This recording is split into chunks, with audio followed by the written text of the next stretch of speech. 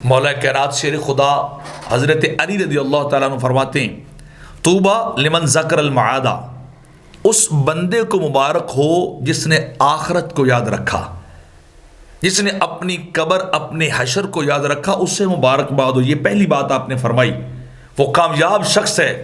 ذکر المعادہ جو پلٹ جانے کو،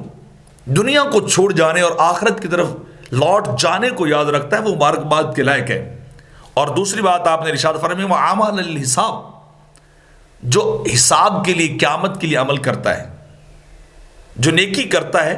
جو بھلائی کرتا ہے، عمل للحساب، حساب کو مد نظر رکھتا ہے، اسے پتہ ہے کہ اللہ کی بارگاہ میں جاؤں گا تو ایک ایک ذرہ کھل کے سامنے آ جائے گا،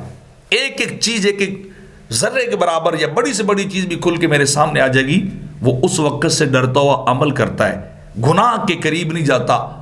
اللہ کی نافرمانی نہیں کرتا، اسے بھی مبارکباد ہو۔ اور تیسری بات آپ نے فرمائی وَقَانَ بِالْكَفَافِ،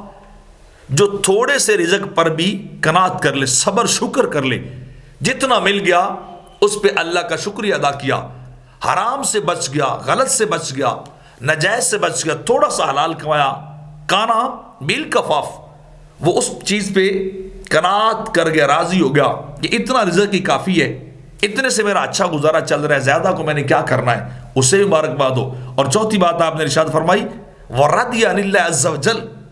کہ وہ اپنے رب پہ راضی ہو، جس حال میں مولا نے اس کو رکھا ہے، جیسی کیفیت کے اندر،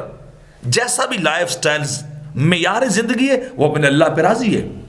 میرے آقا فرماتے ہیں نا، اس نے ایمان کی حلاوت کو پایا جو صبح و شام یہ کلمات پڑھتا ہو، رضیت باللہ ربا،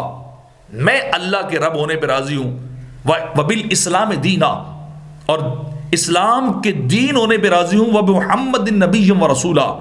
اور اس بات پہ بھی راضی ہوں کہ اللہ نے ہمیں رسول اعظم عطا کیا ہے، محمد صلی اللہ علیہ وسلم کو ہمارا رسول اور نبی بنایا ہے۔ تو جو یہ کلمات کہتا رہتا ہے اس کے دل کو سکون، حلاوت ایمان نصیب ہوتی ہے۔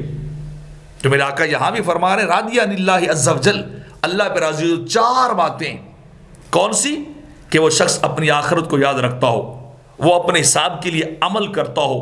وہ جتنا رزق مل جائے اس پہ قناعت کرتا ہو، اور چوتھی بات اپنے رب پہ بھی راضی رہتا ہو۔ طوبیٰ، ایسے لوگوں کے لیے مبارک ہو، انہیں کامیابی نصیب ہوگی جن کی زندگی میں یہ چار